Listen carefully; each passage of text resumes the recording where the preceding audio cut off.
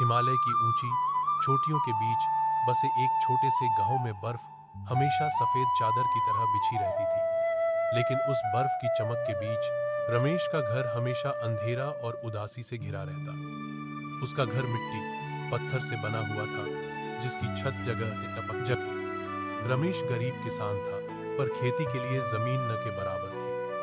छोटे से खेत से मुश्किल से इतना अनाज निकलता कि परिवार आधा पेट ही जी सके। सर्दियों में जब बर्फ जम जाती तो उसका जीवन और कठिन हो जाता। लकड़ी खरीदने के पैसे नहीं होते, इसलिए वह रोज जंगल से सूखी टहनियां बटोर कर लाता। कई बार उसके हाथ सुन्न हो जाते और पैरों में छाले पड़ जाते, पर घर में बच्चों को गर्मी देने के लिए उसे यह सब सहना पड़ता।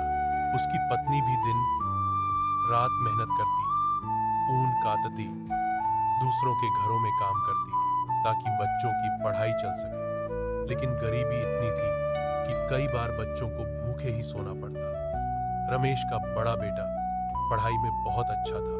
उसका सपना था कि वह पहाड़ छोड़कर शहर में नौकरी करे, माँ बाप का सहारा बने।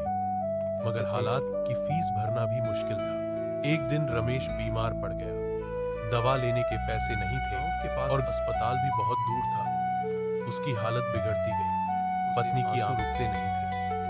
वह सोचती, क्या गरीब उम्मीद भी छीन लेती है।